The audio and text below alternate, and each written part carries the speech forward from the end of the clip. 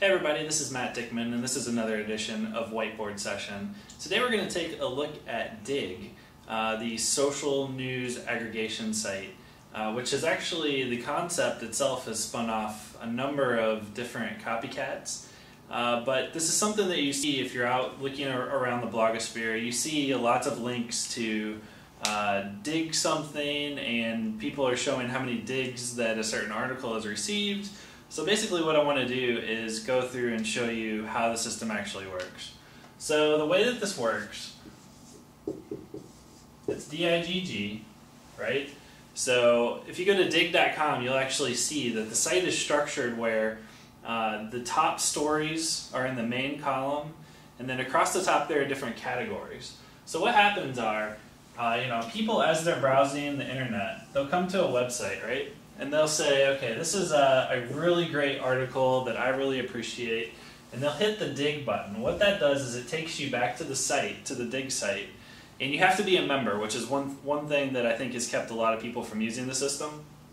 But you have to be a member. So once you log in, you actually give a really quick description of what the article was. It could be an article, a photo, a video, really anything that has a web address.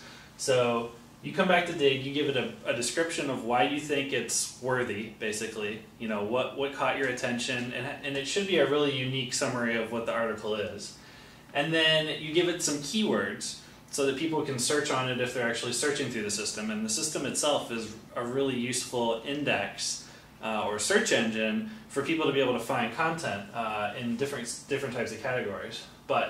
So when this article comes into Digg, you give it the description, you give it the keywords, and then it's basically put in a pool, right? So when it comes into Digg, you've got the home page, which has the main stories here, and then across the top different categories. So each category page has a very similar look, of the main stories. But on top of each page, there's an upcoming. There's an upcoming on the home page too. And what this upcoming does is it takes you to freshly dug content. So you'll have a really long running list, a list that's updated as stories are submitted. And basically people use that upcoming page to look at fresh content that's coming into the system. Now the power of Digg really comes into, once you've put the content into the system, it's how many people and at what velocity other people dig the same content. So let's say I have a story here. Right? Erase this off of here. Let's say I have a story. So I open my Digg page and I come to the story, it's got a title, maybe it's got a photo, a quick description, some keywords. Well, if I agree and I think that's dig worthy, there's a button that I can hit and I can dig it too. Now what happens is, it keeps updating the count. So let's say 2 people dug it and then somebody else digs it. It keeps a running total.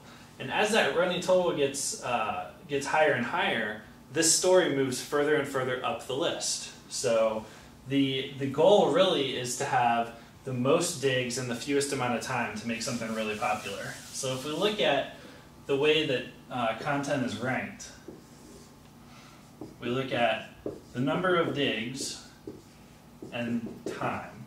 So this is time ongoing, this is the number of digs going up. So something that's going to be really popular on Digg in a very short amount of time is going to have a large number of digs, right? And it could level off, and kind of go up like this. But something that's going to make the Digg homepage is going to happen where it's a huge amount of digs in a very short amount of time. So anything like when Apple releases a new product, you'll see things that just shoot up.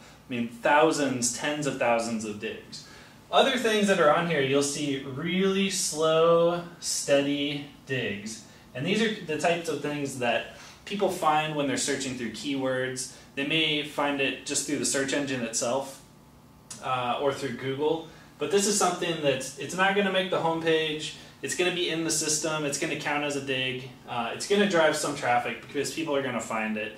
But it's not really going to have this meteoric rise to the home page. And one way that people are starting to kind of game this is that they'll write the Digg description and the title for the dig really salaciously, which is something that you'll see a lot when something new comes out. So people are starting to kind of take advantage of this. And also people are starting to create kind of fake accounts. So there are companies out there, and this is not advisable to any marketer anywhere, but there are companies, just so you know this does happen, who will create fake accounts to kind of run these numbers up, to move it up the leaderboard, because the more digs that it gets, the more likely other people are to see it. So as something starts moving up, it'll start picking up momentum. You'll have this big rise, and that's really the way that Digg works.